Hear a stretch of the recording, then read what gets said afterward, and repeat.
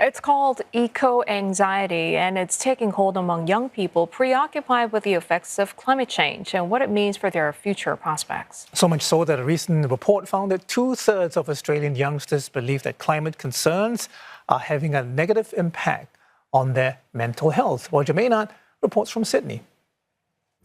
Natasha and Owen have spent much of their young lives as committed climate change campaigners.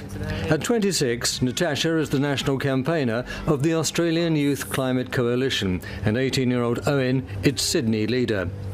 They played key roles in organising the so-called school strikes for climate, which attracted thousands of students in Sydney and around the world, raising public awareness among young and old alike.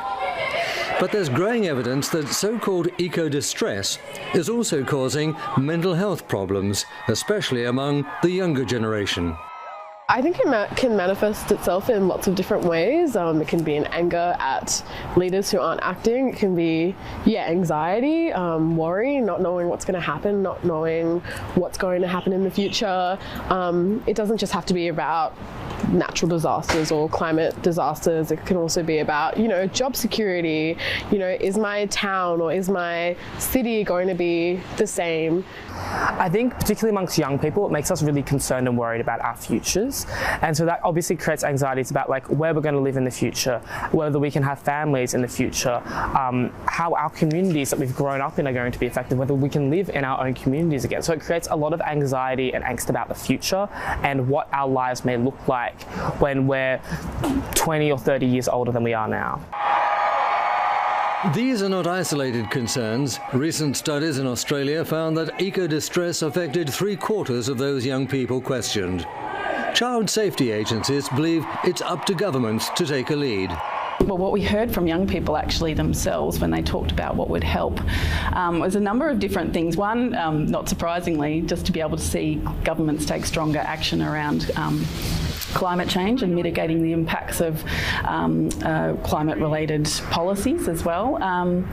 They also said, though, that even hearing about the work that governments were doing in terms of addressing climate change would help alleviate some of that distress.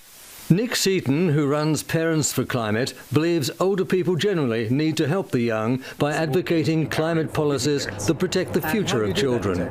Well, we realise that parents have a lot on their plate and they might be concerned about the environment and the future that their kids are growing up in. And so we tie those two things together with activities that fit a parent's busy agenda but also create real change and empower parents along the way. Eco-anxiety can manifest itself in many forms, including depression, stress and frustration. And because Australia has so many droughts, floods and bushfires, young people can also suffer the impact of climate change through personal experience of the environmental damage caused. I think definitely for people who are on the front lines of the climate crisis, particularly in many parts of Australia, particularly First Nations communities, rural and regional communities, they're at the front lines of climate disasters and fossil fuel company greed.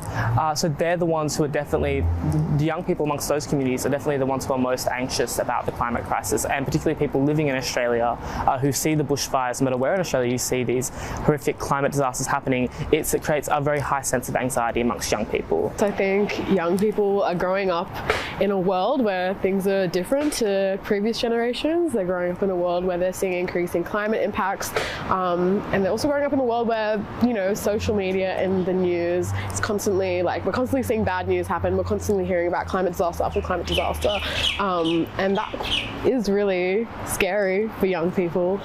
In a world where young people often feel so powerless, public demonstrations of grief and anger are often seen as the only answer. The challenge now is not only how to respond to climate change at a practical level, but how to address the mental health problems it's also causing among the world's youth. Roger Maynard, CNA, Sydney.